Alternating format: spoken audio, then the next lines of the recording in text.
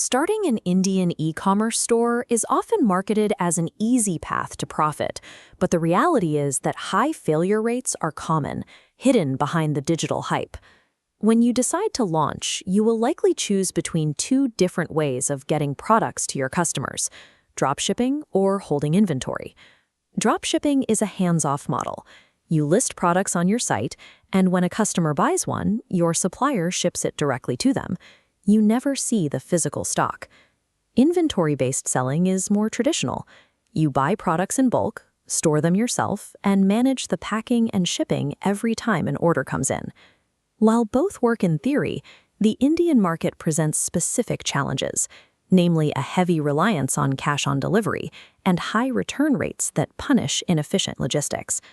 This quadrant chart illustrates the trade-off. Dropshipping sits in the top left, with a low financial barrier but very little control.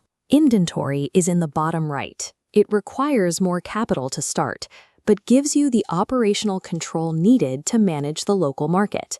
Success in India isn't about which model you prefer. It is about choosing the strategy that can actually survive these specific operational hazards. To understand which model fits your situation, we have to look at the actual numbers required to open your doors. Dropshipping is attractive to beginners because you can start with as little as 2,000 to 5,000 rupees. Since you aren't buying stock up front, your only real costs are your website and your ads. In contrast, the inventory model requires an upfront investment of 20,000 to over a lakh. You have to commit to the product before you make your first sale. However, that low entry price for dropshipping comes at a cost. Because you are buying products one by one, your supplier charges you a premium for every unit. In this comparison matrix, the math for dropshipping is tight. Higher unit costs and digital ads make profit margins dangerously thin. The inventory column shows a different story. Purchasing in bulk secures products for less, leaving a wider margin to cover overhead and returns. The risk with inventory is capital lockup. If the product doesn't sell as expected, your money remains tied up in boxes sitting on a shelf. Essentially, dropshipping is a tool for preserving capital at the start, while inventory is the tool for capturing the profit margins needed to scale. In India, a profit margin only matters if the customer actually accepts the package. This is where cash on delivery makes things difficult. High COD usage leads to return to origin, or RTO. This happens when a customer orders a product but rejects it when the delivery person arrives at the door. This water chart shows how an RTO impacts a dropshipper. For a 999 rupee sale, you lose the ad spend, outbound shipping, and return shipping.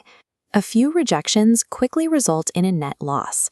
Dropshippers are particularly vulnerable here because they have no way to verify the customer or ensure the supplier dispatches the order quickly. But if you hold the inventory, you have the physical presence and the data to intervene before the package even leaves your warehouse.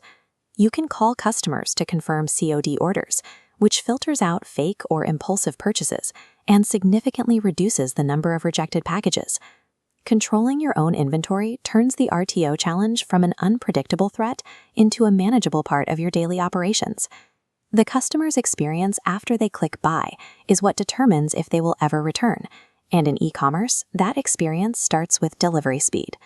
Dropshipping often involves long wait times, sometimes 7 to 20 days if the supplier is shipping from a distant or international warehouse. Indian consumers expect speed. When a delivery takes weeks, the customer is far more likely to lose interest and reject the COD order.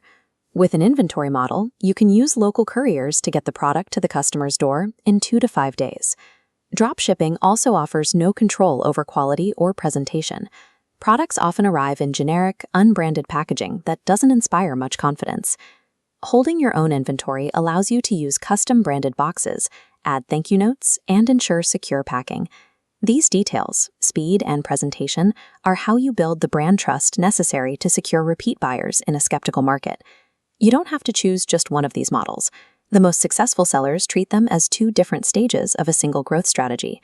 The scaling pipeline starts by using dropshipping as a low-risk testing phase to find what resonates, without risking capital. Once a product sells consistently and ads are profitable, you move away from dropshipping, using early profits to transition that winning product into bulk inventory. This transition typically reduces your per-unit cost by 50%, dropping from a 500 rupee individual price to a 250 rupee bulk price. This protects your margins while enabling the faster delivery that local customers demand. Sequencing your business this way allows you to minimize your initial risk while maximizing your long-term profit potential. Your starting point depends on your current resources. If you are a beginner with a very limited budget, start with dropshipping to test your ideas. But stay cautious. Do not try to scale a dropshipping store indefinitely, as RTO costs will eventually erode your gains. If you already have some capital and you're ready to build a more permanent business, go straight to the inventory model. Focus your effort on building a trusted brand and using phone call confirmations to keep your return rates low. Succeeding in Indian e-commerce requires solving local problems rather than looking for a hands-off shortcut.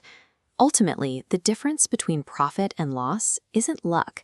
It's a deliberate strategy that moves from low-risk testing to controlled, high-margin execution.